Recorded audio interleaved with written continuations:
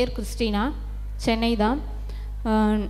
தினமும் காலையில் வந்து ஐயாவோட அந்த மங்கள வார்த்தை ஜெபத்தை கேட்டுட்டு தான் அந்த நாளை தொடங்குவேன். கொரோனாக்கு அப்புறம் பார்த்தீங்கன்னா என்னோடய வாழ்க்கையில் எந்த ஒரு நல்லதுமே நடக்கலை. ரொம்ப கஷ்டப்பட்டுட்டு இருந்தோம். ஆனால் இங்கே நான் 1 வருஷமாக வரேன் இந்த ஆறுதலை தேடி ஜெப கூட்டத்துக்கு. நான் 11 வருஷமாக ஸ்போர்ட்ஸ் டீச்சராக இருக்கேன். என்னோட வாஞ்சை வந்து ஒரு கவர்மெண்ட் ஜாப் எனக்கு வேணுன்றது. ஆனால் நான் இங்கே வந்து ஒரு 2-3 மாதம் கழிச்சே வந்து பார்த்திங்கன்னா ஒரு இன்டர்வியூ வந்து நான் அப்ளை பண்ணியிருந்தேன். அதில் என் கூட வந்த எல்லா கேண்டிடேட்டுமே பார்த்திங்கன்னா 11 பேர் ஜென்ஸ் ஸ்டாஃபு, நான் மட்டும் தான் லேடிஸ். அதில் கர்த்தர் வந்து எனக்கு செலெக்ஷன் கொடுத்து இப்போது ஒரு கவர்மெண்ட் காலேஜில் எனக்கு பார்ட் டைமு டீச்சராக வேலை கிடச்சிருக்கு. கர்த்தருக்கு கோடான கோடி நன்றி. Praise the Lord. நான் ஒரு கல்லூரியில் பேராசிரியராக வேலை செய்கிறேன். பிஹெச்டியும் பண்ணிகிட்டு இருக்கிற பார்ட் டைமில் ஒரு பல்கலைக்கழகத்தில். எனக்கு தடை இருந்தது பிஹெச்டி கம்ப்ளீட் பண்ணுறதில். ஆக்சுவலி எனக்கு ஆகஸ்ட் மாதமே வைவா டேட் வந்திருக்கணும். எனக்கு அக்டோபரில் தான் சொல்கிறாங்க உங்களுக்கு ஒரு தடை இருக்குது அப்படி சொல்லிட்டு ப்ரோசஸில் வந்து ஒரு பிளாக்கேஜ் இருக்குது, தடை இருக்குது அப்படி சொல்லியிருந்தாங்க. ஐயா கிட்ட வந்து நாங்கள் ப்ரேயர் பண்ணோம். 3 மாதம் தொடர்ந்து, இப்பயும் வந்துட்டுருக்கிறோம். 3 மாதம் தொடர்ந்து ப்ரேயர் பண்ணிட்டு இருந்தோம். அந்த பேப்பர் மூவ் ஆகிறதுக்கு நான் இங்கே ஐயா கிட்ட ப்ரேயர் பண்ணிட்டு பேப்பர் மூவ் பண்ணுறதுக்கு பல்கலைக்கழகத்துலையும் போயிட்டு வந்து இருந்தேன். அந்த பேப்பர் மூவ் பண்ணுறதுக்கு ஜனவரி மாதம் தான் அங்கே போவோம்னு சொன்னாங்க. வேறு ஒரு ஆஃபீஸ் போகணும், பல்கலைக்கழகத்துலேருந்து வேறு ஒரு ஆஃபீஸ் போகணும் பேப்பர் மூவ் ஆகிறது. அது ஜனவரி மாதமும் நிறைய லீவு அந்த விழாக்கள்லாம் தடையாகி போய் பிப்ரவரி மாதம் தான் மூவ் ஆச்சு. போய் அது ப்ரோசஸ் வந்து தடை எனக்கு இல்லாமல் போயிடுச்சு. நீங்கள் வைவா டேட் வந்து உங்களுக்கு வந்துடுச்சு அப்படின்னாங்க.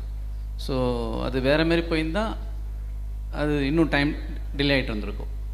நாங்கள் அந்த அதிகாரிகள் கண்ணில் வந்து தயவு காட்டி செஞ்சு, ஆண்டவருக்கு வந்து தயவு காட்டி செஞ்சு இந்த மார்ச் 28ஆம் தேதி நான் பிஹெச்டி வைவா டிஃபெண்ட் பண்ணிட்டு இங்கே வந்திருக்கேன். ஆண்டவருக்கு போடுவாங்க. என்னோடய பேர் இமானுவேல். நாங்கள் பள்ளிக்கல்லேருந்து வரேன். ஒரு கார் வாங்கணுன்ட்டு ரொம்ப நாள் பிரயாசப்பட்டுகிட்டே இருந்தோம். 2-3 இயர்ஸாக அங்கிளோடைய இந்த வருஷம் நியூ இயரோட ப்ரேயர் மீட்டிங் வந்தோம். அங்கிள் பிளெஸ் பண்ணாங்க, இந்த வருஷம் நல்லபடி இருக்குன்ட்டு. அங்கிள் பிளெஸ் பண்ணி வித்தின் ஒரு 1 மந்தில் நான் ஒரு கார் வாங்க வேண்டிய முயற்சிகளை பண்ணோம். ஆனால் நான் பார்த்த ஒரு பட்ஜெட் வந்து ஒரு 10 லட்ச ரூபாய்க்கு தான் பார்த்தோம். ஆனால் கடவுளுடைய ஒரு பெரிய ஒரு மர்சிலையும் அங்கிளோட ப்ரேயர்ஸ்லையும் ஒரு 18 lakhs rupees ஒரு காரை வாங்கிறதுக்கு பெரிய ஒரு கிருபை செஞ்சார்.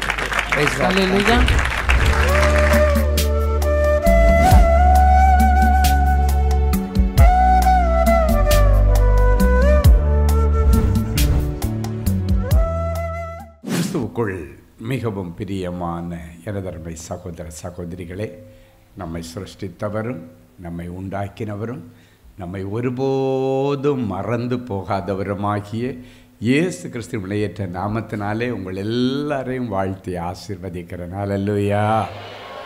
எல்லாரும் சந்தோஷமாக இருக்கீங்களா? இன்னைக்கு செய்தியின் தலைப்பே என்ன தெரியுமா? ஜெப வீட்டின் மகிழ்ச்சி. ஜெப வீட்டினால் வரும் மகிழ்ச்சிகள், ஜெப வீட்டின் மகிழ்ச்சி. உங்கள் வாழ்க்கையில் உள்ள தவறிப்போன, விட்டுப்போன, இழந்து போன எல்லா மகிழ்ச்சிகளையும் கர்த்தர் இன்றைக்கு கொடுக்கிறார். எடுத்து வாசிங்க. ஏசாயா தீர்க்கதரிசியின் புஸ்தகம் 56ஆம் அதிகாரம் 7வது வசனம் வாசிக்கலாமா? நான் என் பரிசுத்த பர்வதத்திற்கு கொண்டு வந்து என் ஜெப வீட்டிலே அவர்களை மகிழ பண்ணுவேன். அவர்களுடைய சர்வாங்க தகனங்களும் அவர்களுடைய பலிகளும் என் பலிபீடத்தின் மேல் அங்கீகரிக்கப்பட்டிருக்கும். என்னுடைய வீடு சகல ஜனங்களுக்கும் ஜெப வீடு என்று சொல்லப்படும். நான் என் ஜெப வீட்டிலே அவர்களை அழைத்து கொண்டு வந்து மகிழ பண்ணுவேன். இந்த நாள் செய்தியின் தலைப்பு ஜெப வீட்டின் மகிழ்ச்சி. என் ஆண்டவர் இன்றைக்கு உங்களை பார்த்து சொல்லுகிறார், என் ஜெப வீட்டிலே உங்களை அழைத்து கொண்டு வந்து உங்களுடைய இருதயத்தை மகிழ பண்ணுவேன். நீங்கள் பார்த்தீங்கன்னா இந்த ஜெப வீட்டினுடைய ஆரம்பம் எப்படி இருந்ததுன்னு பார்த்தீங்கன்னா, ஆரம்ப காலகட்டத்தில் ஜெப வீடு எப்படி உருவாக்கப்பட்டது, எதற்காக ஜெப வீடு அப்படின்னு பார்த்தீங்கன்னா, இஸ்ரவேல் ஜனங்களை அந்த எகிப்தின் அடிமைத்தனத்திலிருந்து ஆண்டவர் அழைத்து கொண்டு வரும் பொழுது, என்னை ஆராதிக்கும்படி என் ஜனங்களை விடு என்று பார்வோன் ராஜாவிடத்திலே அந்த மன்னனிடத்தில் சவால் விட்டு இஸ்ரவேல் ஜனங்களை அழைத்து கொண்டு அந்த எகிப்திலிருந்து பயங்கரமான விக்கிரக தோப்பு நிறைந்த எக்கச்சக்கமான தெய்வங்களை வழிபட்ட அந்த ஜனங்களுக்குள்ளே கிடந்த ஆண்டவருடைய ஜனங்களை மாத்திரம் ஆண்டவர் எடுத்து, ஆண்டவர் சொல்கிறார் என் ஜனங்கள் என்று சொல்கிறார். என் ஜனங்களை பார்வோரிடத்திலிருந்து அழைத்து வரும்படி உன்னை அனுப்புகிறேன் என்று சொன்னார். அப்படின்னா எல்லா எகிப்தியர்களும் அங்கிருந்து வரவில்லை. எகிப்திலே போய் குடியிருந்த ஆண்டவருடைய பிள்ளைகளை மாத்திரம் அங்கிருந்து விடுதலையாக்கி கொண்டு வரும் பொழுது அந்த பாலைவனத்தில் பல வருஷங்கள் 40 வருஷங்கள் அவங்க தங்கினாங்க. அதுவும் ஒரு இடத்துல தங்குவாங்க, கொஞ்ச நாள் பொறுத்து இங்கேருந்து பெயர்த்து இன்னொரு இடத்துல போய் தங்குவாங்க. அப்போ ஒவ்வொரு வீட்டிற்கும் ஒரு கூடாரம் ஒன்றை அவர்கள் போடுவார்கள். வேதத்தில் அதற்கு கூடாரம் அப்படின்னா டெம்பரரி டென்ஸ் என்று சொல்லுவார்கள். அப்போது ஒவ்வொரு குடும்பத்தாரும் அவரவர்களுக்கு ஒரு கூடாரத்தை எப்பொழுதும் போட்டு அதில் சிறிது காலம் தங்கி அதன் பிறகு அங்கிருந்து அதை பெயர்த்து கொண்டு அடுத்த இடத்துல போட்டு இப்படித்தான் 40 வருஷங்கள் அவர்கள் கடந்து போனார்கள். ஒவ்வொரு முறையும் தங்கள் குடும்பத்திற்காக அவங்க அங்கே ஒரு வீடு ஒன்று, ஒரு டெம்பரரி கூடாரம் ஒன்று போடுவாங்க. எல்லாரும் கூடாரம் போட்டு அந்த லட்சக்கணக்கான ஜனங்கள் அந்த வனாந்தரமான இடத்திலே கூடாரம் போட்டு முடித்த உடனடியாக ஆண்டவர் மோசையை கூப்பிட்டார். வீடெல்லாம் வந்துருச்சு, எல்லாரும் அந்த தங்களுக்காக குடும்பங்களுக்காக பிள்ளைகளுக்காக கூடாரம் போட்டாச்சு. ஆண்டவர் மோசையை கூப்பிடுவார். மோசே என்கிட்ட வாங்க. என்ன ஆண்டவரேன்னு போய் நிற்பார். ஏன்னா ஆண்டவர் மோசை இடத்துல முகமுகமாய் பேசுகிறார். அவர் சொல்லுவார், எனக்கும் என் பிள்ளைகள் மத்தியிலே ஒரு கூடாரம் போடு என்று சொல்லுவார். எல்லாரும் கூடாரம் போட்டாச்சு, எல்லாம் வந்து உட்கார்ந்துட்டாங்க. ஆண்டவர் சொல்றாரு, எனக்கும் என் ஜனங்கள் மத்தியிலே, என் பிள்ளைகளுடைய கூடாரங்களுக்கு மத்தியிலே ஒரு கூடாரம் போடு. அப்போ மோசே யோசித்திருப்பான், பொற்றளை வீதியில் உலாவுகிற ஆண்டவருக்கு இந்த வேணா வெயிலில் இந்த வனாந்தரத்தில் எதுக்கு ஒரு கூடாரன்னு யோசித்திருப்பான். 7 குத்து விளக்குகள் மத்தியிலே மகிமையாய் உலா வருகிற என் ஆண்டவருக்கு எதுக்கு இந்த வேணா வெயிலில் வனாந்தரத்தில் எதற்கு கூடாரம் அப்படின்னு யோசித்திருப்பான். ஆனால் ஆண்டவரிடத்தில் கேட்க முடியாது, கேட்கவும் மாட்டான். ஆனால் ஆண்டவருக்கு வார்த்தைக்கு அவன் கீழ்ப்படுகிறவன். ஆண்டவருடைய சத்தத்தை கேட்டு ஜனங்கள் எல்லாம் குடியிருக்கிற அந்த குடியிருப்புக்கு பக்கத்தில் ஆண்டவருக்காக ஒரு கூடாரம் போடுவான். அதற்கு பெயர்தான் ஆசரிப்பு கூடாரங்கள். அந்த ஆசரிப்பு கூடாரங்கள் தான் இன்றைக்கு ஜெப வீடுகளாக, திருச்சபைகளாக உலகமெங்கும் ஜனங்கள் குடியேறுகிறார்கள் என்று சொன்னாலே அந்த இடத்திற்குள்ளால போய் ஒரு ஊழியக்காரனை ஆண்டவர் அனுப்புவார். 1-2 வீடுகள் வந்தாலே போதும். அதுக்கு அடுத்து உடனடியாக வர்றது யாருன்னா ஆண்டவருடைய ஜெப வீடு அங்கே வந்துடும். ஏன்னா அநேக மக்கள் அங்கே குடி வர போகிறார்கள், ஆண்டவருக்கு தெரியும். என் அன்பு தேவனுடைய பிள்ளைகளை, அப்படித்தான் இந்த ஜெப வீடுகள் வருகிறது. என் பிள்ளைகள் இருக்கிற இடத்துல நான் வாசம் செய்ய வேண்டும். மனுஷர்கள் இருக்கிற இடத்திலே வாசம் செய்கிறவர் நம்முடைய ஆண்டவர். இன்னைக்கு உன் வீட்டுக்குள்ளால் ஆண்டவர் இருக்காரா? ஆண்டவருக்காக இன்றைக்கு உன் வீட்டுக்குள்ளே ஒரு மிஸ்பாவை நீங்கள் வைக்கணும். ஹல்லேலூயா. அந்த எப்தாவுடைய சக்ஸஸுக்கு காரணம் என்னென்னா, அவன் எங்கே போனாலும் மிஸ்பாவில் வந்து ஆண்டவரிடத்தில் பேசி ஆண்டவரை துதிச்சுட்டு வெளியே போவான். போயிட்டு வந்த உடனே சக்ஸஸ் ஆனதுக்காக வேண்டி ஆண்டவரிடத்தில் வந்து நன்றி சொல்லுவான். அதுதான் துரத்தப்பட்ட எப்தா பராக்கிரமாய்சாலியாய் மாறுதனுடைய ரகசியம். நான் பொதுவாக வீடு பிரதிஷ்டைக்கெல்லாம் போனால் ஏதாவது ஒரு ரூமை சொல்லிடுவேன், இது உங்களுக்கு மிஸ்பா, இங்கே வந்து நீங்கள் ஜெபம் பண்ணிட்டு தான் போகணும், இதை ஒரு ஜெப அறையாக நீங்கள் வைக்கணும். அவங்க 3 பெட்ரூம் வச்சுருப்பாங்க. அது 3 பெட்ரூமாக வச்சுருப்பாங்க. அதில் ஒரு ரூமை நான் சொல்லுவேன், இது ஒரு மிஸ்பா, உங்களுக்கு இது ஜெப அறைன்னு சொல்லிட்டு வருவேன். என் தேவனுடைய பிள்ளைகளை, இன்னைக்கு ஆண்டவர் உங்களுடைய வீட்டில் குடியிருக்கிறதா உங்களுக்கு ஆசீர்வாதம். மனுஷர்கள் மத்தியிலே வாசம் செய்கிறது அவருக்கு ரொம்ப பிடிக்கும். நம்முடைய இருதயத்திலே வாசம் செய்கிறது அவருக்கு ரொம்ப பிடிக்கும். எனவே தான் அன்றைக்கு அந்த கூடாரங்களை ஆண்டவர் போட்டு அந்த கூடாரத்திலே பகலிலே மேக ஸ்தம்பமாகவும் இருளிலே அக்கினி ஸ்தம்பமாகவும் அங்கு தங்கி இருந்தார். நீங்கள் நினைக்கலாம், அந்த ஜனங்களுடைய வஸ்திரங்கள் 40 வருஷத்தில் பழுதடையலை. எப்படி பழுதடைய? ஆண்டவர் தான் கூடவே கூடாரம் போட்டு எங்கே போனாலும் உட்கார்ந்து இருக்கிறாரு. எப்படி பழுதடையும்? அவனுடைய செருப்புகள் தேய்ந்து போகலை 40 வருஷம். இப்போ எல்லாம் வந்து 15,000 ரூபா ஷூ வாங்கினா கூட 2 வருஷம், 1 வருஷம், 1.5 வருஷத்தில் காணாமல் போயிடுது. இல்லைன்னா ஸ்லிப்பர் வாங்கினீங்கன்னா ஸ்லிப்பில் அறுந்து போகுது, இல்லைன்னா கட்டாயிடுது, தையல் விட்டுருது, பிஞ்சி போகுது. ஆனால் 40 வருஷங்கள் கால்நடையாய் சென்றார்கள். இப்போ பார்த்தீங்கன்னா ஒவ்வொருத்தட்ட இருக்கிற மொபைலில் காட்டி கொடுக்கும், இந்த மாதம் நீ இத்தனை ஸ்டெப்பு தான் எடுத்து வச்சுருக்கிறேன். கூகுள்காரன் நீங்கள் கணக்கு போடுறத விட பயங்கரமாக கணக்கு போட்டு சொல்லுவோம், நீ இந்த மாதம் இத்தனை கிலோமீட்டர் தான் டோட்டலாக நடந்திருக்கிற, இத்தனை கிலோமீட்டர் நீ காரில் ட்ரெயினில் ட்ராவல் பண்ணியிருக்கிற, இத்தனை கிலோமீட்டர் நீ ஃப்ளைட்டில் பிரயாணம் பண்ணி, எல்லாம் கணக்கிட்டு சொல்லுகிறான். அந்த அளவுக்கு துல்லியமாய் கணக்கு போடுகிறது இன்னைக்கு கூகுள்னா, நம்ம ஆண்டவர் எவ்வளோ அழகாக கணக்கு போடுவார். ஹல்லேலூயா. என் அன்பு தேவனுடைய பிள்ளைகளை, இன்னைக்கு ஆண்டவர் சொல்கிறாரு, ஆண்டவர் நீங்கள் குடியிருக்கிற இடத்திலே உங்களோடு கூட தங்க விரும்புகிறார். இந்த வீடு இந்த பகுதியில் உள்ள எல்லா ஜனங்களுக்காகவும் ஜெப வீடு என்று அழைக்கப்படுகிறது.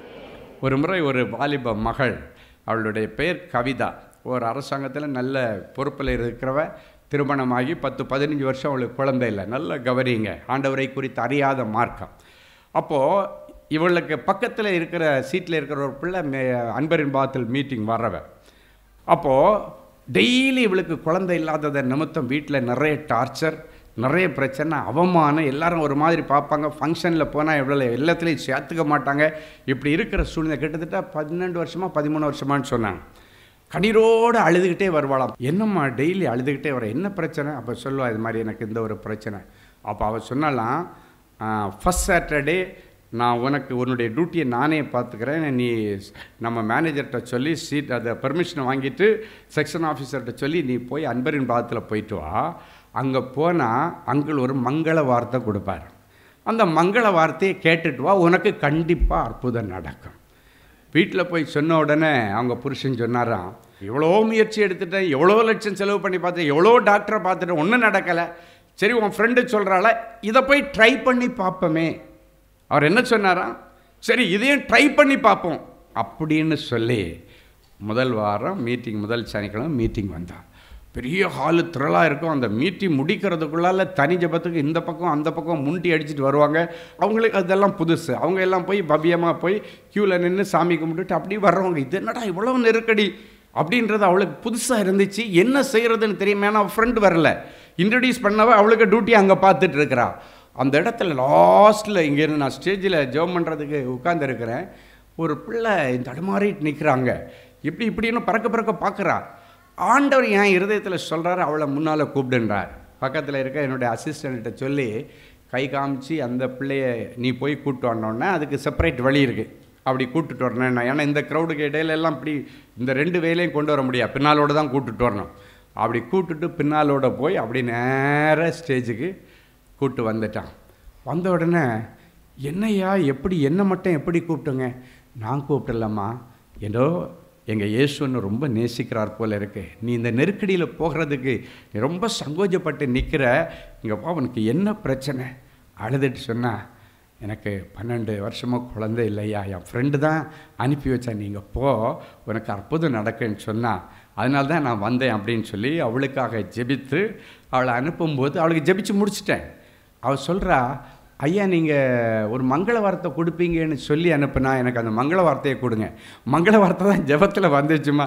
ஐயா எனக்கு அதெல்லாம் தெரியாதையா, நீங்கள் எழுதி கொடுங்க அப்படின்னு சொல்லும் பொழுது ஆண்டவர் எழுதினார், உன்னை சந்தோஷமான பிள்ளைத்தாட்சியாக்கி மகிழ்ச்சியாய் குடியிருக்க பண்ணுவேன். இந்த வசனமும் சங்கீதம் 17:14, பரலோகத்தின் திரவியத்தை உன் கற்பத்தில் ஊற்றுவேன், நீ புத்திர பாக்கியத்தினால திருப்தி அடைய. அசிஸ்டண்ட்ட பக்கத்தில் இருக்கிற பிஎட்டை சொல்லி எல்லாம் எழுதி கொடுத்து கையில் கொடுத்தோம். மங்கள வார்த்தை எடுத்துகிட்டு போய் டெய்லி அதை வாசிச்சுட்டு இருந்தான். அதே மாதம் கன்சீவாக கர்த்தர் உதவி செய்து. ஹல்லேலூயா. அதன் பிறகு பார்த்தீங்கன்னா கவிதாவுடைய சொந்த பந்தங்கள், இனஜன பந்துக்கள் எக்கச்சக்கமாக பேர் வர ஆரம்பிச்சிட்டாங்க. ஏன்னா எல்லாரும் இவளுடைய அந்த குழந்தை பாக்கியத்தின் மீது ரொம்ப ஆசையும் எதிர்பார்ப்பும் உள்ளவர்களாக இருந்து ஒவ்வொருத்தரும் ஒவ்வொரு டாக்டரை பார்க்க சொல்லுவாங்களா. எல்லாம் ஃபெயிலியர் ஆயிடுச்சு. ஆனால் கடைசியாக எப்படி சக்ஸஸ் ஆச்சுன்னு உடனே அடுத்த மாதம் பார்த்தீங்கன்னா கன்சீவ் ஆனதுக்கப்புறம், இது எங்கள் சித்தப்பா, இது எங்கள் அத்தை, அங்கிள் இவங்களுக்கு இப்படி ஒரு பிரச்சனை, இவங்க வீட்டில் 41 வயசான பொண்ணு இருக்குது, கல்யாணம் ஆகலை அங்கிள், இவங்களுக்கு இப்படி ஒருத்தர் 40 வருஷமாக கோர்ட்டு கேஸ், அவங்க அப்பா காலத்தில் உள்ள அவர் செத்து போயிட்டார், இன்னும் கோர்ட். வர ஆண்டவர் அற்புதங்களை செய்து கொண்டே இருந்தார். நீ ஜெப வீட்டிலே பெற்ற இந்த மகிழ்ச்சி இந்த ஜெப வீட்டிலே வந்து அநேகர் பெறுவதற்கு நீ காரணமாக இருக்கிற. ஹல்லேலூயா.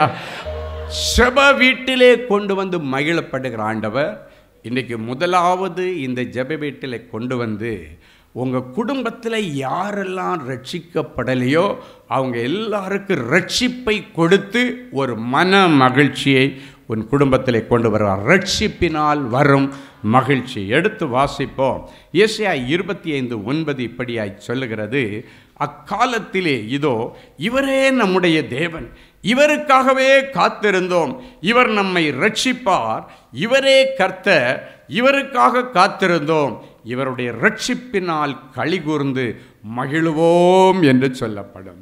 இந்த ஜெப வீடு, இந்த கர்த்தருடைய வீடு, இந்த கர்த்தருடைய தேவாலயம், ஆண்டவர் உங்களை அழைச்சிட்டு வந்து மகிழ பண்ணுகிறது மாத்திரமல்ல, இந்த இடத்துல வந்து ஆண்டவரே என் பிள்ளை ரட்சிக்கப்படலை, என் புருஷன் ரட்சிக்கப்படலை, என்னுடைய மருமகன் ரட்சிக்கப்படலை, என் பிள்ளை ஏதோ ஆசைப்பட்டு ஒரு பொண்ணை கல்யாணம் பண்ணிட்டு வந்துட்டேன், அந்த மருமகன் இன்னும் ரட்சிக்கப்படலை, எப்படியாவது அவளை எங்கள் கூட சேர்ந்து ஆலயத்துக்கு வரணும் ஆண்டவரே, அவங்க எங்கள் குடும்ப ஜபத்தில் கலந்துக்கணும்னு சொல்லி நீ வைக்கிற நியாயமான விண்ணப்பங்களை கர்த்தர் கண்டிப்பாக கேட்பார்.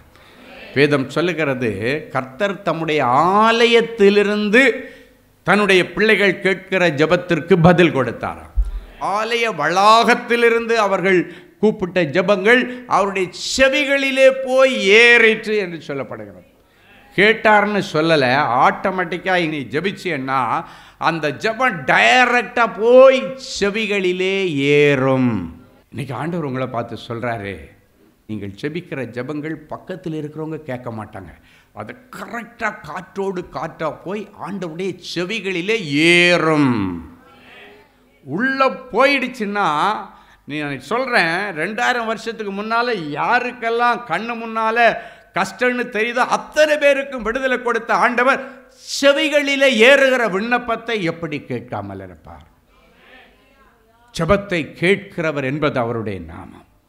இன்னைக்கு ஆண்டவர் சொல்றார், நீங்க உட்கார்ந்து அழுது, ஆண்டவரே என் பிள்ளை ரட்சிக்கப்பட்டே ஆகணும், என்னுடைய மகள் மனம் திரும்பி ஆகணும், என் பிள்ளை பின்மாற்றத்தில் போயிட்டா, சர்ச்சுக்கு வந்துட்டு இருந்தா இப்போ சர்ச்சுக்கு வர்றதில்லை, எந்த விதமான ஆராதனையில் கலந்துக்கிறதில்லை, குடும்ப ஜபத்தில் கலந்துக்கிறதில்லை, ஊழியக்காரங்களை மதிக்கிறதில்லை, ஆண்டவரே அவள் பின்மாற்றத்தில் இருக்கிறாள், தயவு செய்து என் பிள்ளையை சந்தியும் என்று நீங்கள் உட்கார்ந்து அழுதியன்னா ஆண்டவர் சரியான நேரத்தில் அவளை தொடுவார்.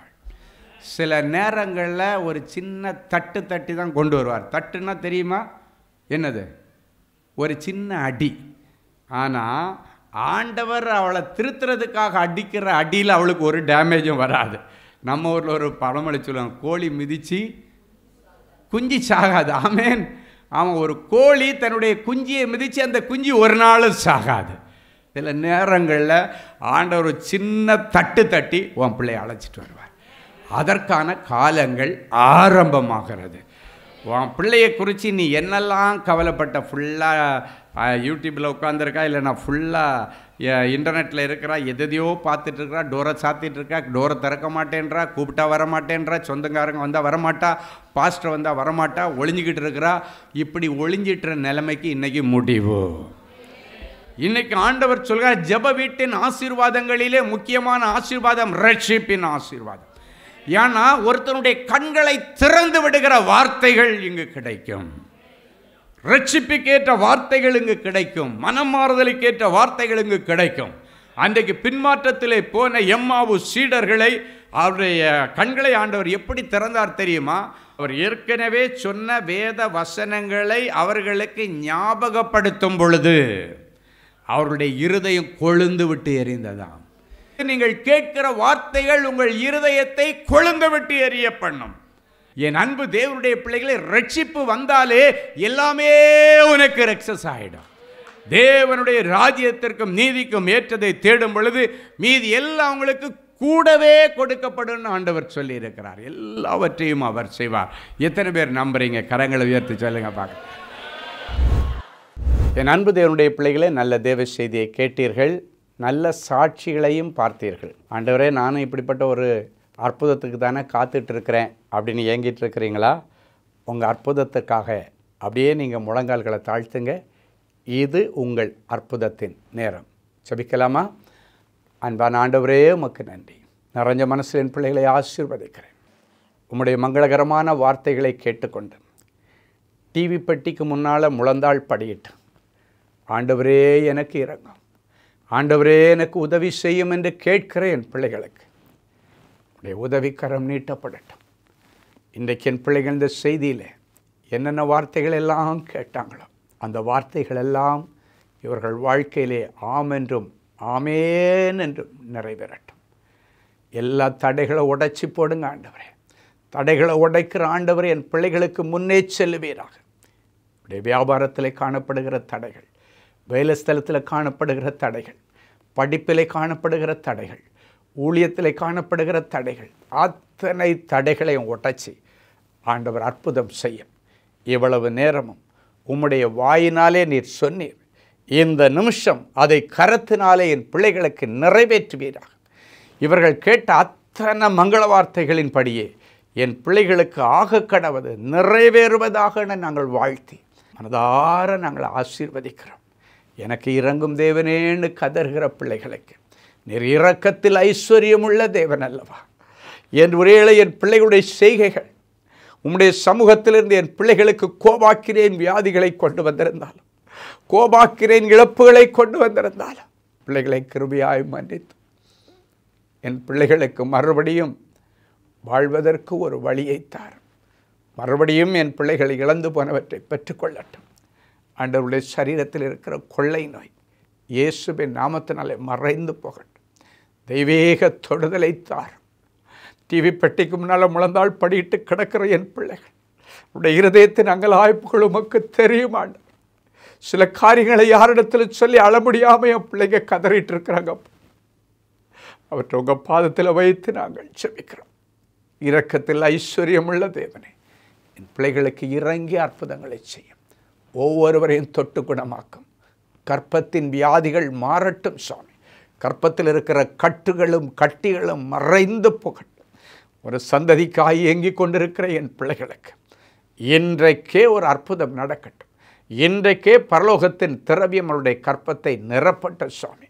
யாராவது என்னை கை தூக்கி விடமாட்டாங்களான்னு கதறிக்கொண்டிருக்கிற பிள்ளைகளுக்கு ஆண்டவரே இறங்கி நின்று என் பிள்ளைகளை கை தூக்கி அவர்களை ராஜாக்களோடும் பிரபுக்களோடும் உட்கார வைத்து அழக பார்ப்பீராக. நியாயமான விருப்பங்கள் வாஞ்சிகள் எல்லாம் நிறைவேறட்டும். நிறைஞ்ச மனசில் பிள்ளைகளை ஆசீர்வதிக்கிறேன் இயேசுவின் மூலம் பிதாவே. ஆமேன், ஆமேன். Genesis Creations Media Academy நடத்தும் Summer Break Skill Make பள்ளி பயிலும் மாணவ மாணவியருக்கு ஒரு அரிய வாய்ப்பு.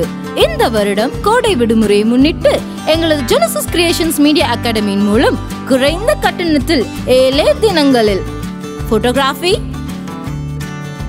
வீடியோகிராஃபி, போட்டோஷாப், வீடியோ எடிட்டிங் ஆகிய தொழில் கல்விகளை மிக சிறந்த முறையில் பயிற்றுவிக்க நாங்கள் திட்டமிட்டுள்ளோம். மேலும் விவரங்களுக்கு 7824850999 என்ற எண்களை தொடர்பு கொள்ளவும். கிறிஸ்துவுக்குள் அன்பானவர்களே, ஆண்டவராகிய இயேசு கிறிஸ்துவின் இனிய நாமத்தில் அன்பின் வாழ்த்துக்கள்.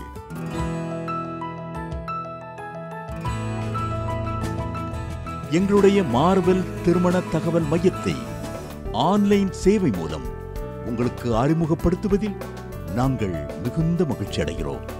எங்களது மார்வெல் திருமண மையம் கிறிஸ்தவ குடும்பத்தில் திருமணத்திற்கு ஆயத்தமாயிருப்பவர்கள் தங்களுக்கு ஏற்ற வாழ்க்கை துணையை தேர்ந்தெடுக்க சிறந்த திருமண சேவை மையமாக இருக்கிறது.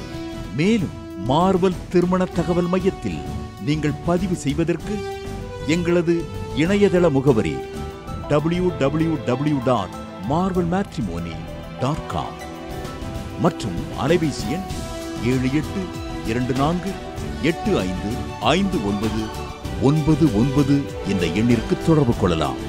சென்னை, நாகர்கோவில் மற்றும் மும்பை நகரில் உள்ளவர்கள் பதிவு செய்ய விரும்பினால் கீழ்கண்ட விலாசங்களில் உள்ள எங்களது அலுவலகங்களோடு தொடர்பு கொள்ளலாம். Email info@marvelmatrimony.com. ஆண்டவர்தாமே உங்களை அளவில்லாமல் ஆசீர்வதிப்பாராக. அன்பு தேவனுடைய பிள்ளைகளே, இந்நிகழ்ச்சியின் மூலம் நீங்கள் பெற்றுக்கொண்ட ஆசீர்வாதங்களை உங்கள் ஜெப விண்ணப்பங்களையும் அனுப்ப வேண்டிய முகவரி தேவனின் அன்பு ஊழியங்கள், எண் 340B பார் 1A 3B1 Vinayak avenue, OMR road, Okkiyam, Thoraipakkam, Chennai 600097. இது இந்தியன் ஆயில் பெட்ரோல் பங்க் எதிரில் அமைந்துள்ளது மற்றும் காக்னிசன்ட் டெக்னாலஜி சொல்யூஷன்ஸ் அருகிலும் அமைந்துள்ளது. மின்னஞ்சல் prayer@godsloveministries.co.in. எங்களது இணையதளம் www.godsloveministries.co.in. மேலும் 24 மணி நேர ஜெப உதவிக்கு 044-5454-79999 மற்றும் 9941950999 என்ற எண்களுக்கு தொடர்பு கொள்ளுங்கள். கர்த்தர் தாமே உங்களை ஆசீர்வதிப்பாராக.